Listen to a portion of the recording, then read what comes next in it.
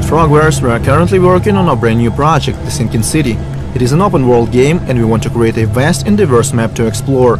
Our city, Augment, will have different districts, many kilometers of streets and thousands of buildings. Usually it would take a lot of time and efforts to manually place every object on the map. At some point, it would get too cumbersome, so we decided to shake things up a bit. Our software unit developed a very special tool in Unreal Engine 4. With it, we can create those vast and unique areas in just a few hours instead of months. Here is a quick rundown of how it works. First, we prepared hundreds of presets of different types of buildings, each fully customizable. These presets follow specific rules and architectural styles: rich houses, decaying shacks, landmarks, commercial, destroyed or intact. The combination we can use to build our city are limitless. Then we create a city grid and decide which presets we want to use in our districts. For example, we want a residential area here, industrial over there, and this street is supposed to be flooded. Once we are done with the urban planning, we press a button and watch the magic happen. Our tool will generate the entire city in Unreal Engine 4 by itself. All the meticulous, often frustrating work will be done by the software. And we can modify our city anytime we want, add unique buildings, and even name our streets. What's even better is when the Sinking City is out, we will release our tools as well. Players will be able to create their very own maps, characters, quests and scenarios. We will talk about that in our future video updates, so stay tuned. The oldest and strongest emotion of mankind is fear. And the oldest and strongest kind of fear is fear of the unknown.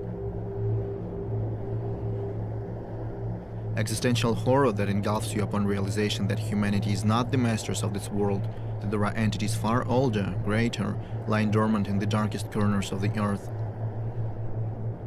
Lovecraft never explained much about them. To us, they are as powerful as they are indifferent. In the eyes of these cold and enormous beings, we're probably nothing more than tiny little roaches. But who can say if they perceive the world as we do? The poor souls who have ever stumbled upon them have either perished or ultimately gone insane.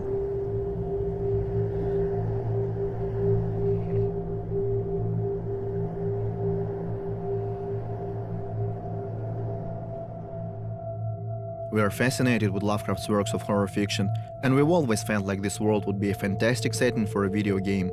Mysterious ancient beings that people can never comprehend, devastating natural cataclysms that mercilessly clash with human civilizations, destroying everything in their way.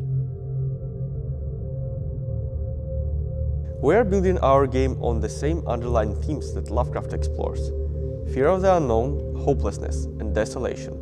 This is what the mysterious flood in our game represents. Nobody knows why it occurred, and at this point nobody has any hopes for help. People are scared of uncertainty. They realize that the flood is relentless, that it can easily devour the whole city and ruin their lives, and they are basically helpless. One thing they are quite sure of, that it's only going to get worse. It kinda shows how insignificant and powerless people are in this world, and how callous the universe is. But here's a good question. At this point, Augment seems to be beyond salvation, and dozens of thousands have lost their lives in the fight against the ruthless disaster. But if it's so bad, why won't the citizens leave this ill-fated place? Why do newcomers continue to arrive? Why indeed? Is there something in the air that people feel addicted to? Or perhaps the city is seen as a beacon for those that desperately seek something?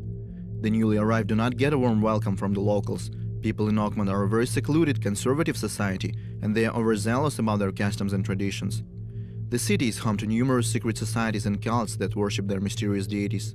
The Esoteric Order of Dagon is a group of hybrids who fled to Augment from Innsmouth and want to see the city destroyed by the sea.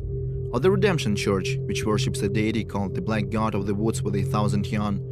Thanks to his ambiguity, Lovecraft left a lot of room for those who want to expand on his work.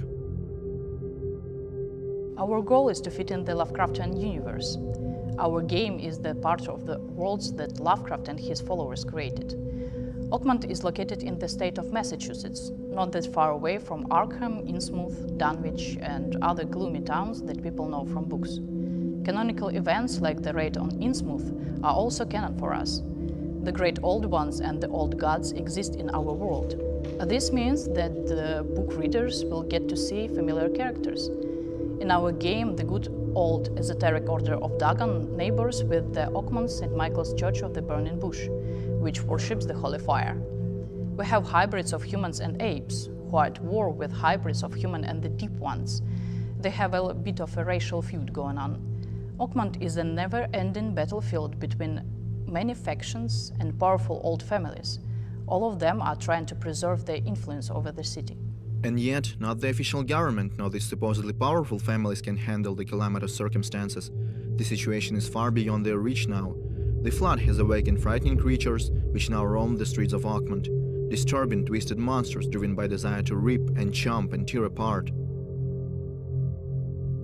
You know what most people find really frightening? Not spiders, not gore, even though these things can be very repulsive.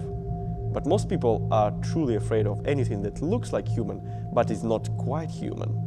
There's a theory going on that when monsters look, act or move similar to how we do, but not close enough, it triggers fear and panic. So in our game we decided to give monsters certain humanoid features and see the result. But being scary is not the ultimate goal of the Sinking City, even though horror is a major part of the game.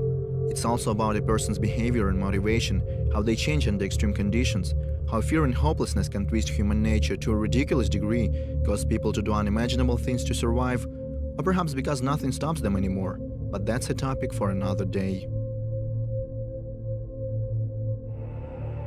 Initially, I wanted to make a more rectilinear city grid, which was and still is common in the US. But in our game, we eventually decided to opt for a more curvilinear, kind of like of living organism with branched street hierarchy. We want players to switch between main and secondary street, boulevards, alleys, and so on, rather than going straight from point A to point B. Oakmont has a history of growing and changing. From the 17th century to the 1920s, lore says the city is built around a few major and rather supernatural sites, which also set the tone of our districts. The city grid varies from district to district. For example, we have a harbor area where our city was actually founded, according to narration. But it's way more chaotic because the shacks and the area in the general were hastily built by the first settlers. By the contrast, we have a rich area that looks like a real American suburb. It has regular planning and traditional space organization. Oakmont is a mix of different architectural styles, which was formed through centuries. Of course, every student building needs to look like something from each respective period of time. To achieve that, we search for inspiration online, in books, newspapers, movies, everywhere we can, really. We work with a lot of different architectural styles.